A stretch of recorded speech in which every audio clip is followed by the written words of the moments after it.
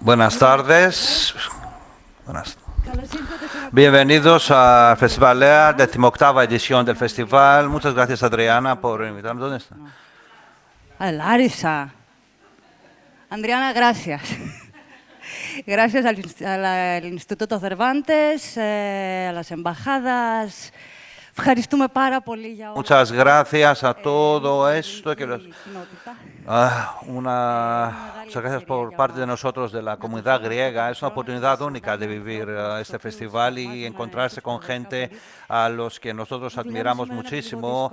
Mi trabajo hoy es bastante difícil porque llevo leyendo los libros de Samantha desde hace muchos años. Estoy un poco nerviosa. Antes de empezar, quisiera decir unas informaciones sobre ella. Supongo que ustedes ya saben mucho de ella. Es de Argentina, vive desde hace muchos años en Berlín. Ella es cuentista. Sí. Ha escrito el libro 7 casas vacías y pájaros en la boca. Todavía no ha sido traducido este último. El libro Distancia de rescate y Kentucky, esa novela. Y estamos ahora presentando El buen mal, su último libro. Son cuentos que van a volver clásicos en el futuro y vamos a escuchar mucho de ellos. Sus obras han sido traducidas en más de 35 idiomas. Ya ha estado incluida en listas sobre los mejores escritores con edad menos de 35 años. Le han dado el libro un premio muy importante y el mejor premio fue su primer premio que recibiste cuando tenías 12 años. ¿Podrías contar un poquito del premio que recibiste cuando tenías 12 años?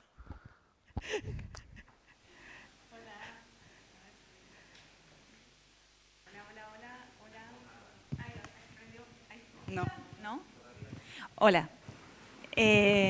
Bueno, buenas tardes. Estoy tan contenta de estar acá. Gracias por la compañía, por ver las caras a mis lectores griegos. Estoy encantadísima. Bueno, me da mucha vergüenza la pregunta porque fue un momento de verdad vergonzoso. Sí. Por suerte, digo, esto lo conté una vez de casualidad en una entrevista en España. No sé por qué, estaría yo muy mareada, no era algo para contar. Y por suerte, por suerte me lo preguntan siempre, pero, bueno, me lo preguntan a veces, pero por fuera de Argentina. Por suerte los argentinos todavía no se enteraron de esto, porque es muy vergonzoso. Yo tenía 12 años y ya había empezado a escribir. Y escribía poesía y escribía cuento. Y tenía a mi gran fan, que era mi abuela materna. Ella era mi fan.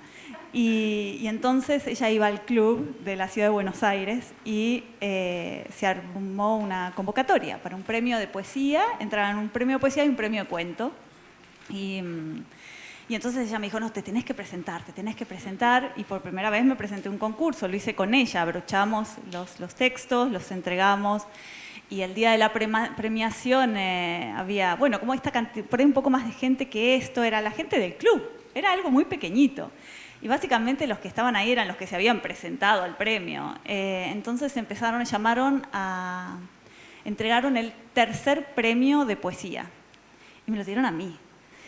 Y mi abuela estaba tan orgullosa, se aplaudía, fue un momento, estaba orgullosa. Me acuerdo hasta lo que llevaba puesto, llevaba un jumper de jean. Y bueno, subí, leí la poesía, todo el mundo aplaudió, para mí fue importantísimo.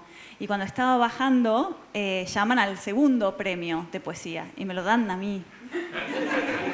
Ya la gente empezó a aplaudir menos, pero bueno, subí, leí la poesía, después bajo y dan el primer premio y me lo dan a mí.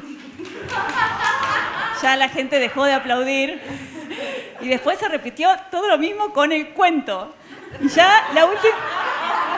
Hasta que mi abuela me agarró así de los pelos y me sacó de ahí adentro y salimos las dos avergonzadísimas. No se habló del tema nunca más. Un papelón. Bueno, una paréntesis, pequeña paréntesis, pero me salió así. Samantha también es profesora de escritura creativa. Tenemos la suerte que está aquí con nosotros porque en cada entrevista suya imparte clases de escritura, podemos decir.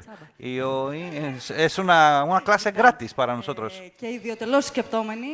Y empezando por cada uno de los 6 pequeños cuentos de este libro, y voy a hablar más sobre el proceso de la escritura. Antes de empezar, quería también decir algo sobre todos aquellos que todavía no han leído alguno de sus libros.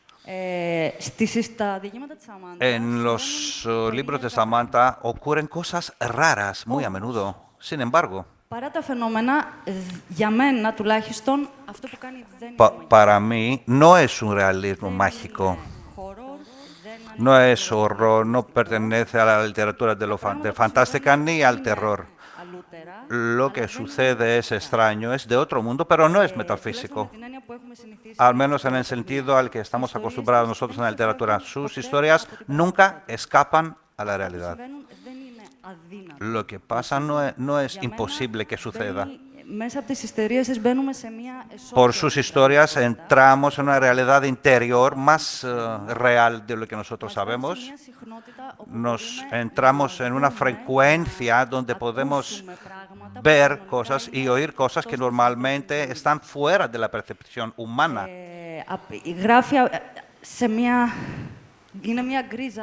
Es una zona gris, podemos decir, donde coexisten la vida cotidiana, lo normal, lo aburrido, por ejemplo, como freír un huevo, o lo muy real, con algo que yo lo diría como pertenece a la conciencia colectiva.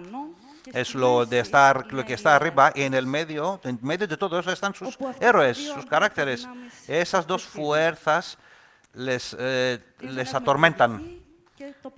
Es un balance entre la lógica y lo irreal, y lo raro. Os voy a leer unos fragmentos del primer cuento para entender de lo que estoy hablando. El primer fragmento es del primer cuento. No vamos a traducir esto en español. Αφήνομαι προσεκτικά στην πτώση που γίνεται όλο και πιο μαλακή, στα καινούρια χρώματα γύρω μου, πιο πυκνά και ηριδίζοντα. Κατεβαίνω κρατώντας την αναπνοή μου. Ίσως περνά 1 λεπτό. Στο τέλος, αργά, τα πέλματά μου αγγίζουν το βριώδες έδαφος, σαν αστροναύτισσα στη σελήνη. Αφήνω τη μύτη μου, κατεβάζω τα χέρια και το σώμα σφίγγεται. Μια σύσπαση έρχεται από τα πνευμόνια, ένας σπασμός, περιμένω λιγάκι ακόμα. Ψηλαφίζω τις πέτρες που είναι δεμένες στη μέση μου. Ο κόμπος μπορεί πάντα να λυθεί. Για να μην προλάβω να μετανιώσω, εισπνέω. Γεμίζω το στήθος μου νερό και ένα καινούριο τσουχτερό κρύο. Fragmentos de bienvenida a la comunidad. Καμιά δεκαριά μπουρμπουλήθρες βγαίνουν από το στόμα και τη μύτη μου και ανεβαίνουν. Ακόμη ένας σπασμός με τραντάζει και νιώθω φόβο για αυτό που μπορεί να συμβεί τώρα. Βγάζω όσον αέρα μου έχει μείνει. Με ξαφνιάζει μια αίσθηση υγρού εκεί όπου πριν υπήρχε αέρας, αλλά κυρίως με ξαφνιάζει η διάβγεια, η γαλήνη. Κοιτάζω τα χέρια μου, πιο μεγάλα και πιο λευκά από ό,τι στην επιφάνεια, και αναρωτιέμαι σε πόση ώρα θα επέλθει η απώλεια των αισθήσεων. Φύκια, κοπάδια από ασημένια μάτια, πλανκτόν που πλέει σαν μπριλιαντίνη. Νιώθω το σώμα μου χαλαρό, την επαφή με τα θερμά, δροσερά και πάλι θερμά ρεύματα. Πιο μακριά, ο πυθμένας θολώνει. Πόση ώρα να έχει περάσει?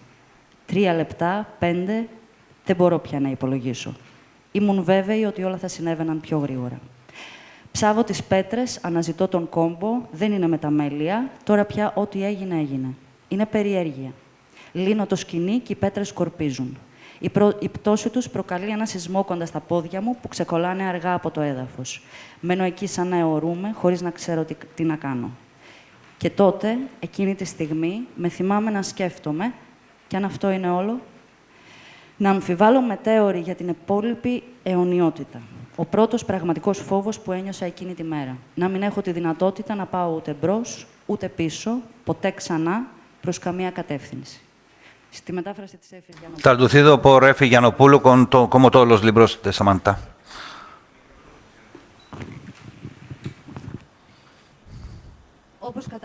Como tenemos aquí un cuento que empieza por una muerte, la pregunta es si esta es una muerte verdadera. Esta pregunta no se da una respuesta a esta pregunta. Al leer este primer cuento, no estaba segura de si esta mujer es madre y esposa y decide suicidarse a pesar de que tiene una familia. La primera vez que leí entonces el libro, al terminar me sentí un fuerte golpe en mi cuerpo y todavía mi cerebro no lograba explicar qué pasó. No estaba todavía segura de qué acababa de leer. 2 horas más tarde, haciendo las mismas cosas que la heroína hacía, estaba cocinando, preparando la comida, y dije, sí, esta mujer murió y esto es lo que pasó. Y en la contraportada dice que una mujer intenta suicidarse, pero fracasa. Y mi interpretación me gustaba más. Y empecé a releer el cuento. Y ahora ya tiene sentido en ambas opiniones, la mía y de los demás. Empecé a ver vídeos, leer críticas. Nadie está de acuerdo sobre lo que pasó.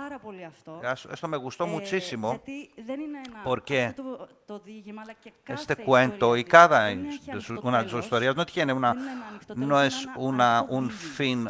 Tiene un fin abierto, es un cuento abierto. Puedes entrar por muchas partes y salir por todas partes. No quiero que nos des la respuesta, solo quiero que nos digas si sabes lo que pasó, si lo has decidido y no nos dices, o si hay unos cabos sueltos que tú misma no puedes o no quieres conectar. Estaba pensando, hoy fui a las 12 del mediodía a la Acrópolis. Muy mala idea, o muy buena idea si es el único horario en que era posible. Y me conmovió mucho estar en el Teatro de Dionisios, que, bueno, hemos leído esas tragedias, pero no sé, para una argentina esto queda muy, muy, muy lejos. Y de pronto estar ahí, no sé, me emocionó muchísimo. Y entonces traté como de reconectar, me puse a googlear algunas cosas. Y bueno, una de las cosas que sucedieron en ese teatro por primera vez en la humanidad es que tiene mucho. Estoy respondiendo, no me estoy yendo de tema. Que es muy impresionante porque yo no había tomado conciencia de verdad qué era lo que había pasado ahí. Y para nosotros que estamos acá preguntándonos un poco cómo funcionan las historias, fue la primera vez que como humanidad dejamos de utilizar la ficción para entregar información y nos preguntamos por primera vez si la pregunta no era más importante que la respuesta. Esto fue lo que pasó, lo que realmente cambió el formato de la ficción en el Teatro de Dionisio. Y yo me emocioné cuando leí eso, porque es algo que siempre trato de explicar cuando, un poco en las entrevistas, pero también mucho en las clases, cuando enseño escritura creativa. Claro, hay algo que se enciende en el lector y queda esa curiosidad tremenda de será A o será B. Y obviamente mi intención en este cuento fue soportar las dos historias. Las dos me importan, soy consciente de las dos y trabajo en pos de las dos. Pero en realidad lo que nos hace conectar con esa historia es como una disposición, creo que es sano para nuestra cabeza, avanzar palabra tras palabra, aceptando que las dos cosas están pasando a la vez. Eso es muy fuerte. Como esa sensación de es esto y también es lo otro. y a la vez, o sea, básicamente, bueno, hablamos de cosas que por ahí suenan muy oscuras, ¿no? Un suicidio, una mujer, al final muere, todo parece oscuro, oscuro, oscuro. Pero en realidad es un cuento muy luminoso porque solemos poner el lugar de la muerte al final de nuestras ficciones. La muerte siempre ocupa como la conclusión de las historias. ¿Qué pasa si la movemos al principio? ¿Qué pasa si una historia empieza con la muerte de alguien y esa persona tiene que ir avanzando en su día a día, en su everyday, ¿no? Haciendo los huevos, como decías vos, atendiendo a las niñas, sin saber ella misma si está viva o está muerta? Entonces, todo lo cotidiano cambia de color, aunque solo sea batir unos huevos, ¿no? Y yo creo que lo que logra esa pregunta es mirar lo que miramos todos los días con una atención completamente diferente. Por eso me interesaba a mí escribirlo también. Y por eso me parece que no deberíamos, o yo no debería por lo menos responder. No debería cancelar esa sensación de que los dos mundos están pasando al mismo tiempo, que estamos vivos y estamos muy muertos a la vez, ¿no? Άρα, αυτή η πολυσημεία που υπάρχει σε όλα... Sí, me concentro y... Dale, dale. Άρα, αυτή η πολυσημεία που υπάρχει σε όλα τα διηγήματά σου... Esta multidimensionalidad que está en todos tus cuentos es algo que tú cuidas mucho o es orgánico, ¿acaso?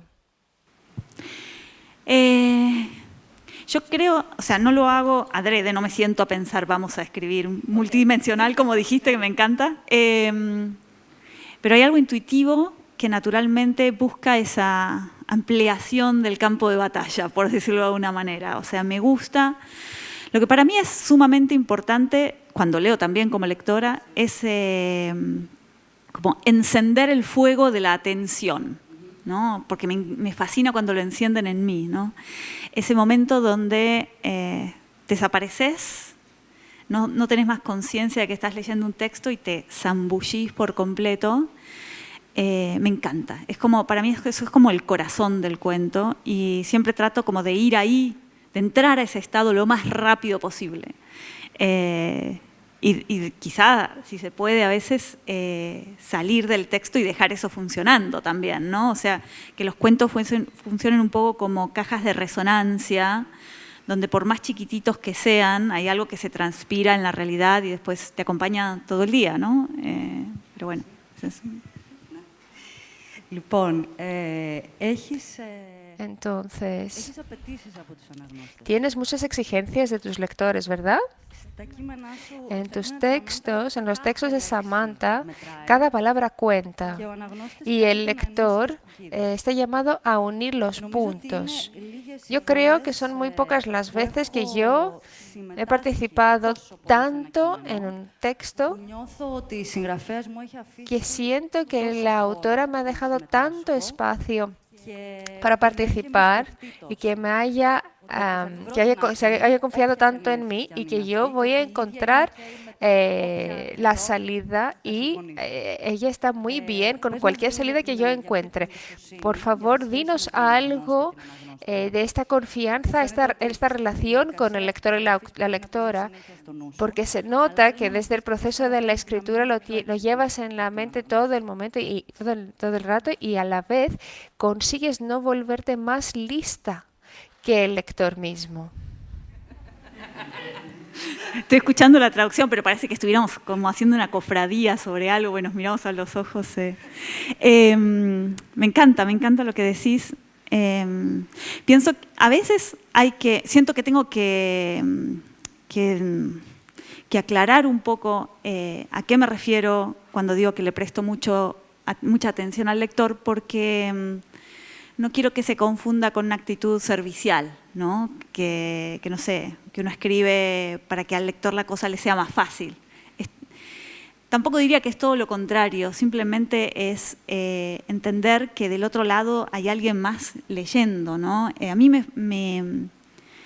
me fascinan todas las teorías literarias, esas teorías pequeñitas escritas por los autores, ¿viste? Tipo, no sé,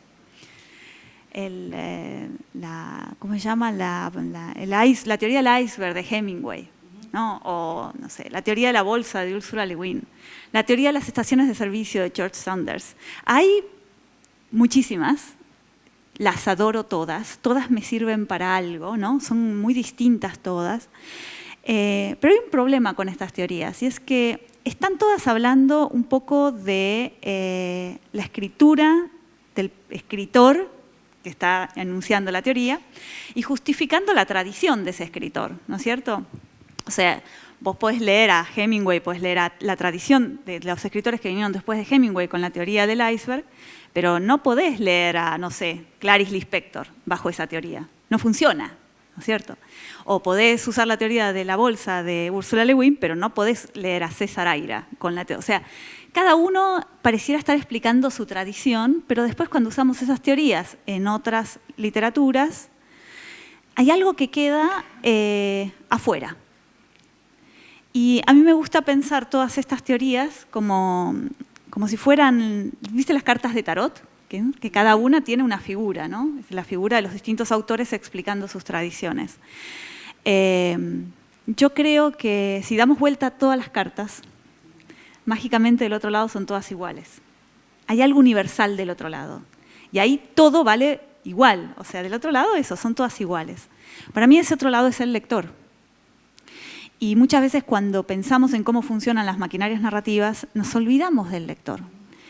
Y para mí el lector es puro cuerpo, o sea, hay algo físico, muy orgánico para mí en la manera en la que el lector se mueve, atraviesa una maquinaria narrativa, que me lo vengo estudiando hace muchos, muchos años, como prestándole mucha atención. ¿Qué está haciendo el lector? Cuando yo leo y pienso, ¿qué me está pasando ahora? ¿Qué estoy necesitando ahora? ¿Qué estoy mirando ahora? Yo creo que hay algo muy orgánico en la respuesta del lector todo el tiempo, más allá de las culturas por las que venimos, las tradiciones donde nos inscribimos. Ayer en una entrevista di el ejemplo de, miren, juguemos un momento. Si yo digo, los zapatos de mi madre están sobre la almohada. Todos eligieron un par de zapatos. Todos hicieron eso. Por supuesto que hay lectores que son súper precisos y hay lectores que toman cosas de una manera más general, pero eligieron un par de zapatos. Por ahí eligieron los zapatos de su madre, saben cuánto pesan, el color, de qué material son, por ahí alguna vez se mojaron y saben cómo huelen, pero hicieron más que eso, los pusieron sobre la almohada y entonces eligieron un tipo de almohada. Algunos eligieron la almohada blanca, otros eligieron flores, pero hicieron más que eso, eligieron un momento del día, eligieron un color del día. Casi todos fueron de día, alguno de todos ustedes habrá elegido de noche, pero muy poquitos.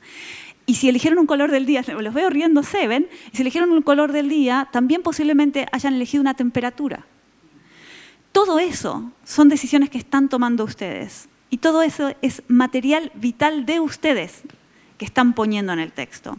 Por eso, cuando vos lees Alice Munro, tenés una historia un poco distinta a la que yo tengo cuando leo Alice Munro, porque estamos las dos bailando diferente con Alice Munro. Pero siempre sucede de a dos la literatura. Un libro cerrado no es ficción.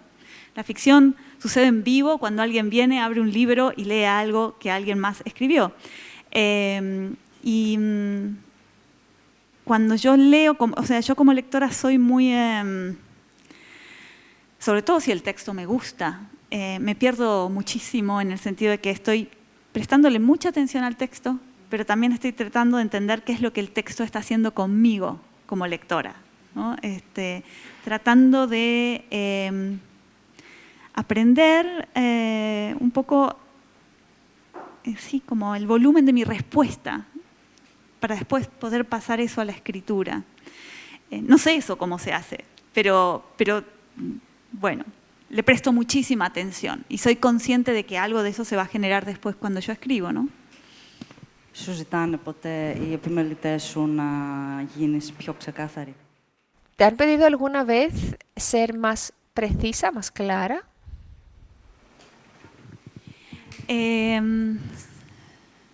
Sí, o sea, suena muy pretencioso esperar que de verdad uno pueda tener cierto control sobre la cabeza del lector. Y a la vez, yo creo que uno cuando escribe tiene que apostar a que eso es posible. es un doble juego. O sea, pero a mí me sorprendió, no sé si se acuerdan, esto fue, a ver, esperen, déjenme pensar. En 2010, 2011, fue el boom de los libros digitales, el Kindle y todo esto. Fue hace ya unos 12, 13 años. Y yo me acuerdo que una cosa que me fascinaba de este aparato era que vos podías ver qué subrayaban los otros lectores. ¿Se acuerdan de eso? Entonces vos leías en el Kindle, sí, eso porque te los bajabas ilegales, pero los que pagaban,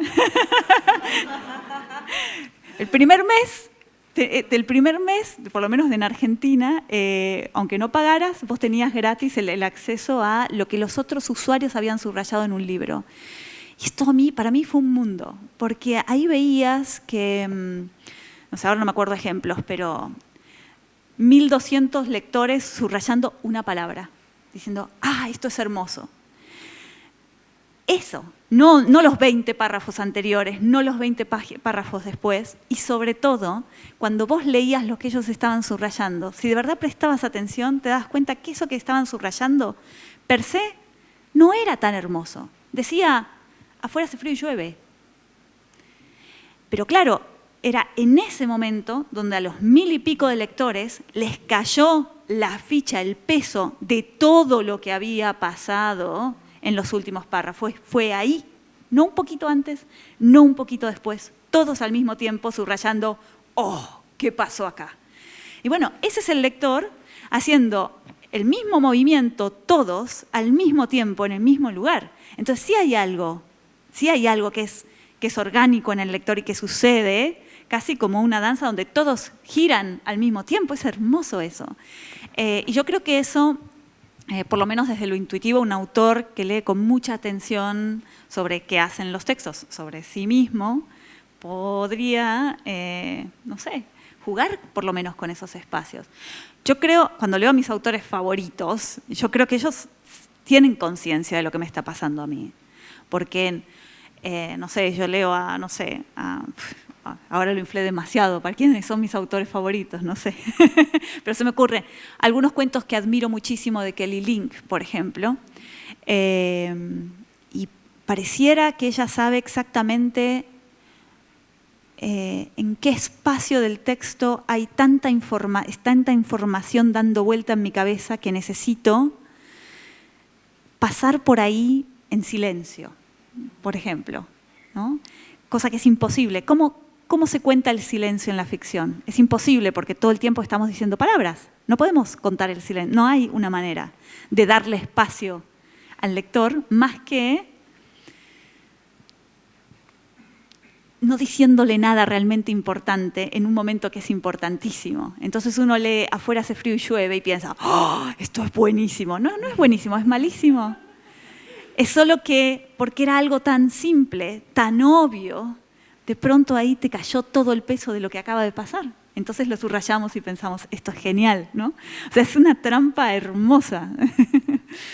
Μιας και μίλησες για τη σιωπή, θα πηδήξω 2 ερωτήσεις, γιατί... Voy a saltar un par de preguntas porque tengo una pregunta especial. Hay un cuento que se llama Un animal fabuloso. Son 2 amigas que hablan por primera vez el teléfono al día que el hijo de una murió. Y hay un detalle en esta historia que la una no le ha dicho a la otra, que es la presencia de un caballo antes y después del incidente. Casi en todos los cuentos existe un animal o un niño. Estos son elementos, son caracteres con una presencia muy fuerte, pero que están fuera de la palabra. Sobre todo en el cuento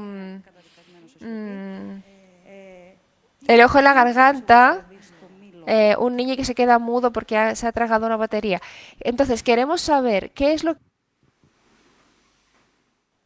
que te fascina en no hablar, en la no palabra. Qué gracioso, parece una... ¿Te gustaba? Sí. Bueno, los niños y los animales. Yo creo que nos llaman la atención, no sé cómo... Estamos todo el tiempo conviviendo con niños y animales. O sea, bueno, basta salir a caminar y ver gatos por todas partes en esta ciudad. En el contexto de la ficción, para mí pasa algo mágico con estos dos elementos que en el contexto de la realidad por ahí los naturalizamos más. Y para mí tiene que ver con la falta de lenguaje de estos dos bichos. A mí hay una idea que me fascina, que les comparto. Saben que los matemáticos dicen, cuando tratan de explicar lo que son las matemáticas, dicen que, esto es hermoso, dicen que las matemáticas son como un manto que uno pone sobre el mundo, una manta. Entonces la manta copia la forma del mundo y gracias a la manta lo vemos. Entonces podemos medirlo y decir, bueno, esto es más alto que esto queda más lejos, esto queda más cerca. Yo creo que el lenguaje es otra manta. O sea, ponemos esa manta, la manta del lenguaje sobre el mundo y entonces decimos, bueno, esto es la felicidad, ¿no? Esto es injusto, esto nos duele, esto se puede, esto no se puede. Pero hay un problema enorme en este ejercicio que hacemos y es que nos hemos convencido como humanidad que la manta es el mundo. Y cuando queremos entender el mundo, miramos la manta. Y el problema es que la manta está sobre un mundo que gira y que tiene vida y que toma decisiones y ni siquiera sabe que hay una manta arriba de él. El mundo es mucho más grande que la manta. Yo tengo la sensación que cuando leo ficción que aborda lo no dicho, la incertidumbre, lo que no está explicado del todo, la literatura de lo extraño, donde me inscribo, es como si fuera el único espacio donde yo siento que el lenguaje es capaz de dar ese salto y contar más allá de la manta. Y para mí lo hace, verdaderamente lo hace. Por eso tenemos esa sensación casi, no sé, de pronto se me viene a la cabeza esa sensación que a veces conectamos con la idea de lo sublime, ¿no? O del susto existencial, de la respuesta existencial. No sé, es algo que va más allá del lenguaje. Y para volver a la pregunta de los niños y los animales, a mí me parece que hay algo en ellos, los muy niños y los animales, que al no tener lenguaje, son un poco como cuencos vacíos donde nosotros lo ponemos todo. Donde cuando ellos aparecen hay un silencio, donde entra para mí esto de lo no dicho, ¿no? Y en ese silencio el que está hablando es el lector, obviamente. O sea, para mí es el momento donde el lector dice, ella siempre había estado pensando en esto, ¿no? O el lector dice, esto va a ser así para siempre. O sea, es un momento de casi de espejo, donde el lector se ve a sí mismo y dice sus propias palabras, pero en algún punto esas palabras estaban flotando en el texto, ¿no? Por eso volvemos a esto de todo el mundo subrayando la misma oración, ¿no? Pero sí, eso. Η επόμενη ερώτησή μου ήταν... Siguiente pregunta tiene que ver si hay momentos en que el lenguaje te decepciona y si escribirías si no te decepcionara el lenguaje. Si no me decepcionara, quizá no. Bueno, o sea, sí, la Samantha de hoy sí escribiría, pero no la chiquitita. Yo creo que hubo algo en mí de chica... bueno, yo a veces esto lo cuento. Yo tuve un evento de chica a mis 12, 13 años también. El mismo año nefasto de los premios. Probablemente antes, ahora que lo pienso, antes de que haya sucedido la anécdota que contamos hoy. Porque un poco esto me puso a mí a escribir, ¿no? Y es que yo sentí de verdad que el lenguaje era algo que siempre me jugaba en contra, que yo lo hacía tan mal, mi lenguaje era tan poco preciso que estaba todo el tiempo como o lastimando con las cosas que decía o no terminando de ser capaz de decir exactamente lo que quería decir o pedir o explicar. Y era muy consciente del nivel de dispersión, de confusión y hasta de dolor que había alrededor de este ruido en el lenguaje. Hasta tal punto que tuve una discusión, que a los 12, por supuesto, una discusión con tu mejor amiga te parece el fin del mundo, que yo creo que fue una pelea que tuvo que ver con el lenguaje y me enojé tanto que dejé de hablar. Y estuve, de verdad, 1 año sin hablar, en el colegio sin hablar. Fue todo un lío, me mandaron al psicoanalista, el colegio no quería que yo pase de año, fue un año nefasto. Y yo estaba, no sé, yo creo que me convertí en escritora porque de verdad en mi cabeza en algún punto me dije, esto te está dando tanto trabajo, te cuesta tanto, es tan difícil para vos que si no le prestás el doble de atención que el resto le presta al lenguaje, no lo vas a lograr nunca. Estaba como muy asustada con este monstruo que parecía fácil, pero vos abrías la boca y pasaban cosas que no podías controlar. Y en cambio la escritura es el movimiento inverso completamente. Cuando uno escribe, el tiempo está completamente a tu favor. Si vos necesitas 7 días o 7 meses para elegir la palabra que sigue a la que acabas de escribir, bueno, el lector no se va a enterar de que pasó ese tiempo entre la palabra 42 y 43, ¿no? Muchas veces uno dice, ¡oh, qué genialidad! Este tipo es genial. No, no es genial, lo pensó 7 meses. O sea, no es genial. Paró, lo pensó y dijo, esta es la palabra, ¿no? O sea, parece genial, pero es tiempo. Y el tiempo está de tu lado, vos lo controlás todo el tiempo. Pero otra vez, yo creo que a pesar de que el tiempo está de tu lado como autor, yo creo que lo más complicado a la hora de escribir es aprender a leer lo que realmente está diciendo el texto, lo que realmente el lector va a leer cuando lea tu texto y no lo que vos imaginaste que tu texto está diciendo. O sea que el lenguaje sigue envenenando ahí algo que tiene que ver con el ego, con el punto de vista, con la calma para pensar realmente lo que cada palabra está construyendo. Sí, sigue siendo peligroso. Ahora quisiera ir al proceso de la escritura. Leyendo El ojo en la garganta, tengo la sensación que es algo que en el cuento sobre el que trabajaste muchísimo, más que los demás cuentos. Al menos esa es mi sensación.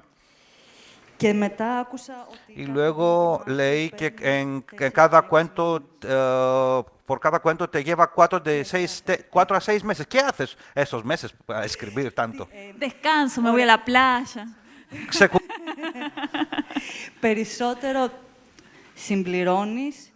¿Completas o eliminas más? ¿Aclaras o ocultas más?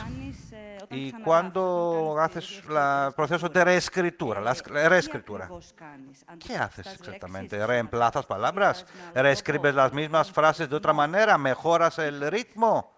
¿Qué haces? Reescribo. O sea, bueno, con este cuento que hablas, el ojo en la garganta, hice un ejercicio. Yo ya tenía la intuición de que mi proceso de reescritura era mucho más extenso e importante en lo que después quedaba del material que el primer borrador. Pero quería medirlo, quería saber realmente cuánto era, ¿no? Entonces hice este ejercicio, escribí el primer borrador. Obviamente el primer borrador no se escribe en 2 tardes, es también un trabajo que también implica reescritura, pero ¿qué le llamo al primer borrador? Es un primer cuento en el que, haciendo el recorrido, entiendo a dónde llego y qué es lo que se va a descubrir al final, a entender al final, cuál es la dirección, la potencia del cuento, ¿no? Y cuando terminé de hacer eso, utilicé un programa que te permite que a partir de un momento que vos le marcás, todo lo que vos cambies en el texto aparezca en rojo, aunque sea una coma. Todo lo que toques aparece en rojo. Y trabajé 3, 4 meses y cuando terminé ese cuento, me tomé el trabajo de ver qué porcentaje había quedado en negro y era un 12% del texto. Que además fue bien interesante porque pude calcular realmente esa cosa exacta, 12% y no 15%, porque no eran pedacitos por acá y por allá, sino que eran más bien 3 o 4 zonas, como párrafos, donde, bueno, no sé, el milagro del flow había ocurrido y realmente eso no lo había tocado. Todo lo demás era rojo. No sé bien cómo o sea, paso una y otra y otra y otra vez por las mismas situaciones, recorro el texto para arriba, para abajo y voy reescribiéndolo. Y cuando lo reescribo es como si hubiera algo que tengo que entender que tiene que ver con la atmósfera, la música, el ritmo, tratar de entender cómo suena en la cabeza del lector. No creo que haya grandes cambios a nivel argumental en esos del borrador al texto final. Es más bien el cómo. El cómo. Y también, esto es muy de la escuela rioplatense, muy argentino nuestro, y es que los escritores en Argentina acostumbramos mucho a leernos entre nosotros. Nos importa mucho, quizá no tenga tanto que ver con qué opina el otro, sino una cosa maravillosa que los escritores no tenemos versus la experiencia de un músico o incluso un director de cine, un director de teatro, es ver a su espectador viendo la obra, ¿no es cierto? Nosotros no tenemos ese feedback. El lector siempre está en diferido, no lo conocemos. O sea, los conozco a ustedes ahora, pero no los veo leyendo el libro, ¿entienden? O sea, es como, ¿qué te pasó y en qué momento? ¿No? Es una curiosidad enorme que siempre está, no sé, trabada. Y la lectura del otro te da algo de eso. Si el otro te puede decir me gustó o no me gustó, pero si te dice que se tropezó en el 4.º escalón, eso es indiscutible, se tropezó y ahí hay algo que no está funcionando. Entonces es un buen ejercicio para mí dar a leer el texto para entender, bueno, qué le está pasando al lector cuando lo atraviesa, ¿no? Y esas devoluciones también ejercen ciertos cambios, ajustes. Hay un trabajo casi de escultor, en el sentido que lo que es puntiagudo tiene que volverse más afilado, ¿no? Lo que está profundizado tendría que volverse tan profundo que se vuelve negro. Debería haber un contraste fuerte en los tonos del narrador. Mucha luz y mucho espacio alrededor de los eventos importantes, ¿no? Para que... Sí, no sé, son muchas cosas que pienso en ese proceso de meses hasta que lo termino el texto, ¿no? Y eso tampoco es que se termina, o sea, hay un punto en el que te sacan el libro de la mano y te rendís, ¿no? Porque siempre también podría cambiar. Sí. Eso es bien inquietante también, porque como... Yo creo que los autores tenemos esta idea muy romántica de que, bueno, de que en algún momento el texto está perfecto. No, así está. Genial, listo, no cambió nada. Y yo creo que volvés al día siguiente y ya hay cosas que cambiarías, ni te digo a los 2 años, ni te digo a los 10. Sí, y cuando uno acepta eso, también acepta algo todavía más inquietante, pero yo creo que es saludable aceptar como autores, y es que el cuento, cuando tenés una idea rondándote en la cabeza, el cuento que escribirías el martes no es el mismo que escribirías el jueves. Y esto es un poco aterrador, porque seguimos atados a esta idea, no, esto tiene que ser perfecto. Sí, pero el jueves te llamó mamá y llovió, y eso tiene un efecto en determinadas elecciones en las palabras respecto al viernes, que dormiste demasiado y te sentías mal. O sea, realmente Y uno cuando avanza en los textos de verdad piensa que está eligiendo palabras al azar, pero no es al azar y esas palabras van a repercutir muchísimo en todo lo que después va a pasar. Y es inquietante pensar que la literatura es circunstancial. No es una y esa, es circunstancial. Es lo que te toca en ese momento y hay que estar abierto también a eso, ¿no? Porque si estás muy obsesionado con tus propias ideas y lo que querés contar, también te perdés con lo que es esencial, con lo que es cercano a tu pregunta existencial ese día, ¿no? Que es más auténtico y que por ahí puede traer información nueva. Gracias. Qué bien. Στο διήγημα «Η επίσκεψη του Μεγάλου», όπου μία γυναίκα πηγαίνει στο νοσοκομείο. Bien, en otro cuento, la heroína va al hospital a visitar a su madre que está ahí y pasa una otra anciana que le pide monedas para entrar al metro. Esta mujer entiende que la otra mujer quiere escaparse y sin embargo en este momento le da el dinero y su vida cambia. Para mí este cuento ha tenido el mayor impacto. Mi corazón latía, sentía estrés, sentía que los héroes pasaban por alrededor de mí. Yo quiero preguntarte, en el momento que tú escribes momentos de tanta tensión, ¿en qué estado estás tú? Porque está esta frase que muchos escritores dicen desde hace muchos años, que si algo te estresa, todavía no es el momento de escribirlo. Sin embargo, yo creo que la energía de la persona que escribe se transborda al lector, la energía que tiene en el momento que escribe. ¿Qué crees tú de esto? Sí, es muy personal esto, como cada autor, no sé. Y también la relación que tenés con esa historia, qué tanto te toca o no te toca, ¿no?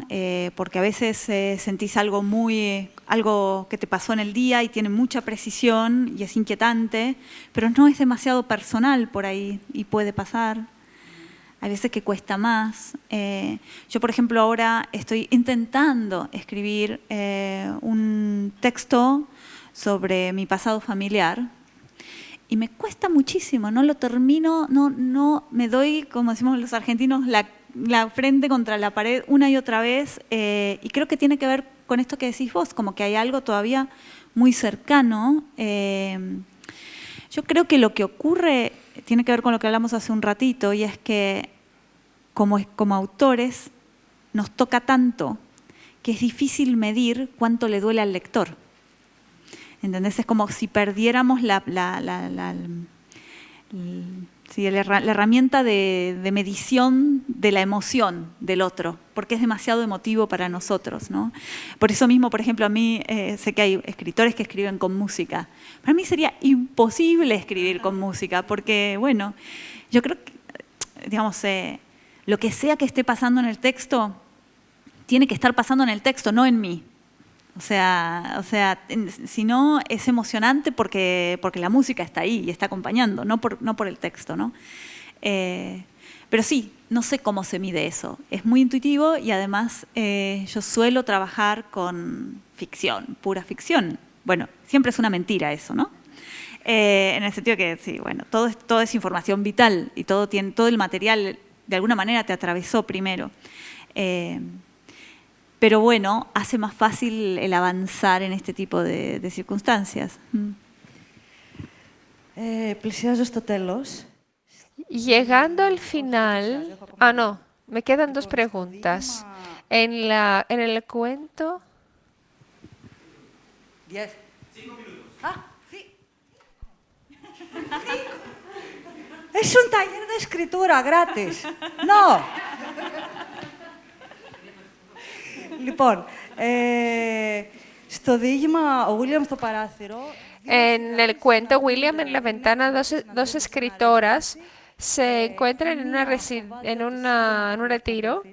Una se teme que pronto tendrá que que perder a su compañero que está enfermo y la otra va a perder a su gato, no a su compañero. Son dos personas que están negociando profunda o no tan profundamente la misma cuestión, se encuentran. Es una de estas coincidencias que hay muchísimas de estas en la vida, pero cuando se ponen en la literatura, aunque nos digan que está prohibido poner coincidencias, pero sí existen en la vida, son muchísimas.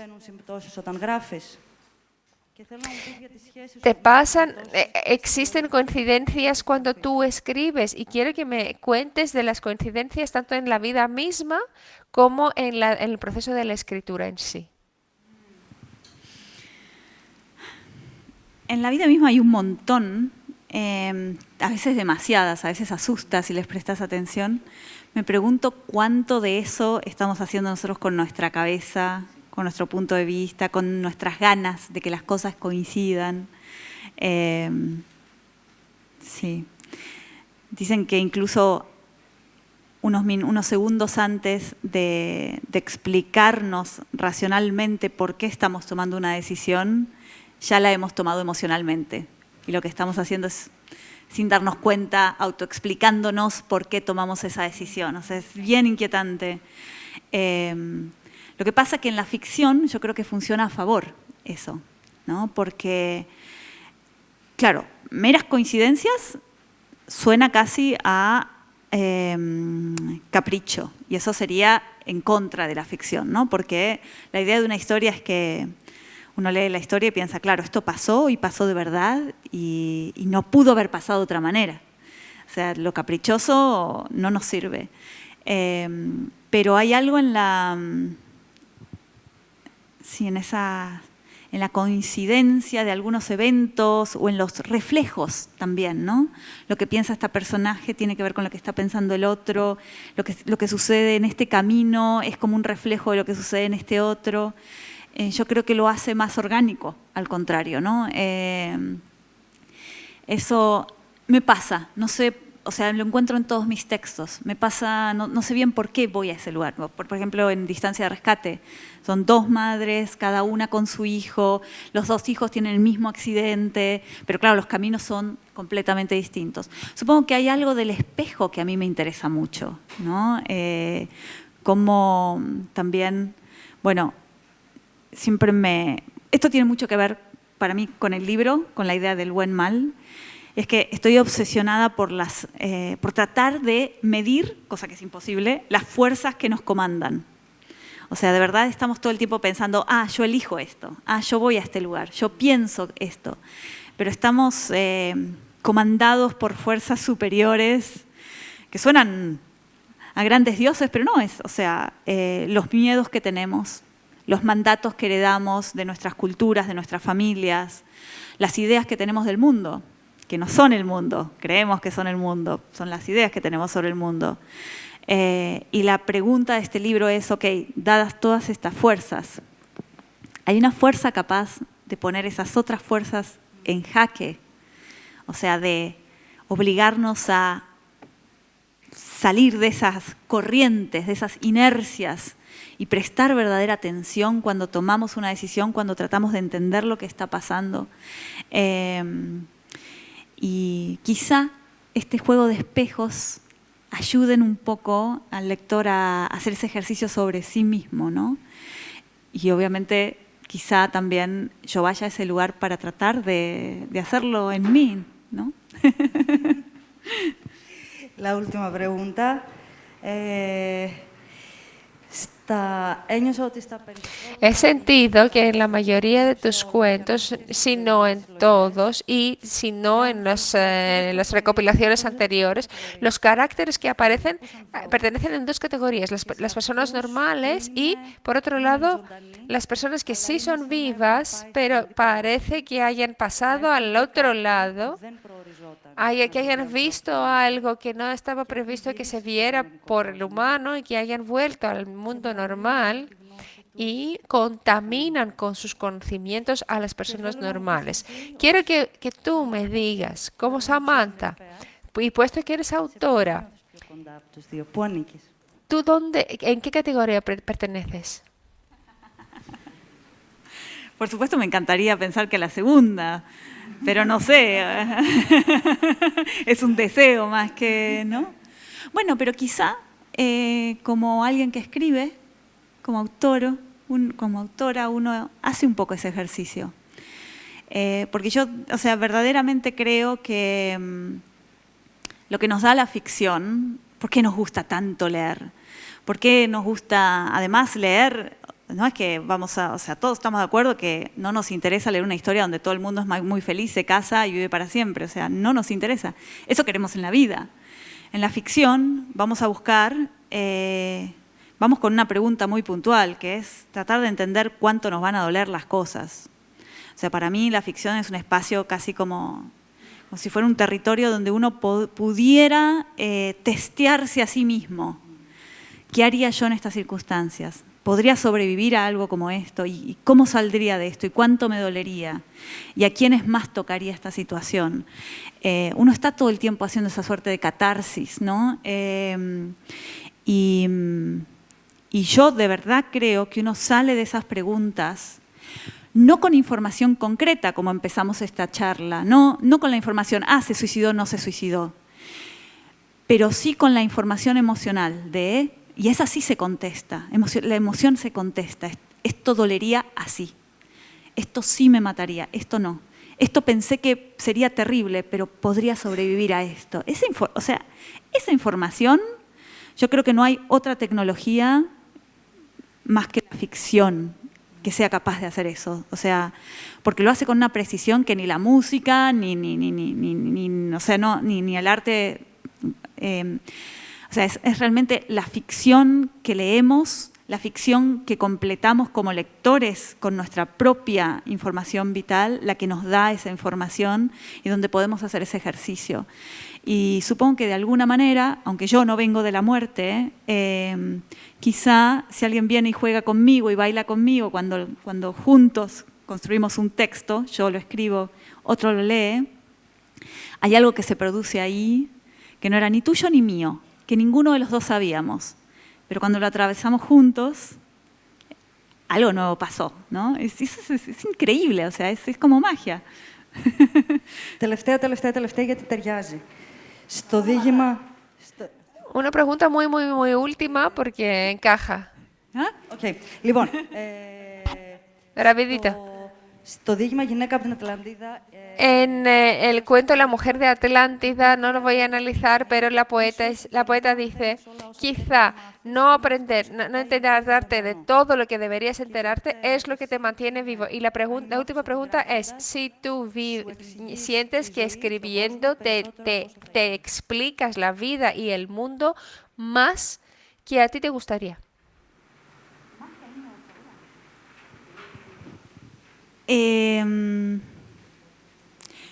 Sí, o sea, todo el tiempo nos estamos explicando el mundo, pienso. Yo todo el tiempo estoy como reescribiendo lo que pasó para tratar de explicármelo a favor o en contra. No sé, ¿no hacen eso ustedes? Están como...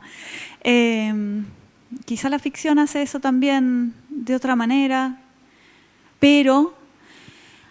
Cuando leemos ficción no estamos atrapados en nuestras propias ideas, hay algo de afuera que por ahí nos ayuda y nos acompaña hacia otras conclusiones, ¿no? O sea, verdaderamente yo creo que cuando leo, hago travesías y concluyo cosas y como muevo pensamientos adentro de mi cabeza que sola no podría haber hecho. O sea, lo estoy haciendo con el otro porque el otro me va llevando, ¿no? Entonces, a veces quizá es difícil como explicarnos a nosotros mismos, sobre todo con los temas que más nos cuesta, y en cambio cuando podemos hacerlo acompañados por otra cabeza, no porque el otro sea más inteligente, solo porque está fuera, porque no es nuestro recorrido, porque no es nuestro dolor, entonces es más fácil hacer ese reordenamiento. Quizá, no sé, estoy pensando en voz alta. Gracias.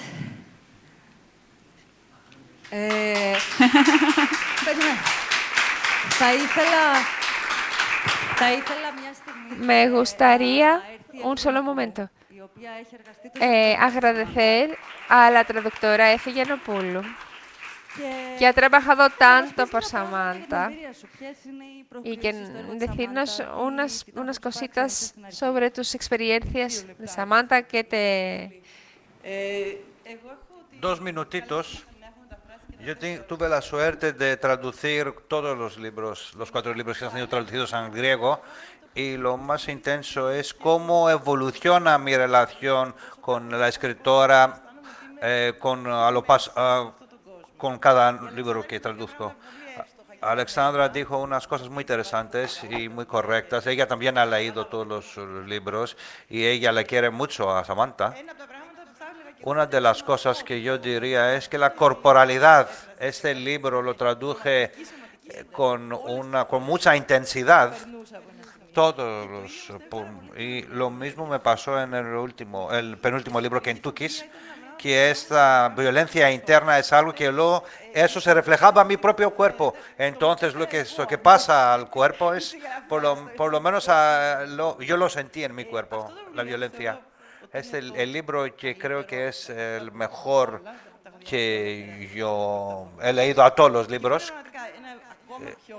Es un libro aún más maduro, más profundo. Tengo la sensación que yo diría. Sí, todas las cosas que incluimos en los libros es ficción. Siempre hay algo personal, por supuesto, algo ya vivido. Aquí tengo la sensación que Samantha ha ido muy, muy profundamente, sin revelar nada. No sabemos cuál es la experiencia propia suya que está dentro del libro, pero me siento que he ido muy cerca a ti, que te considero casi como miembro de mi familia. Y sobre el ojo en la garganta que hablamos antes, yo lo estuve traduciendo y estaba en lágrimas, me emocionó mucho. Y supongo que es algo muy profundo que llega de ti a mí y lo recibí yo.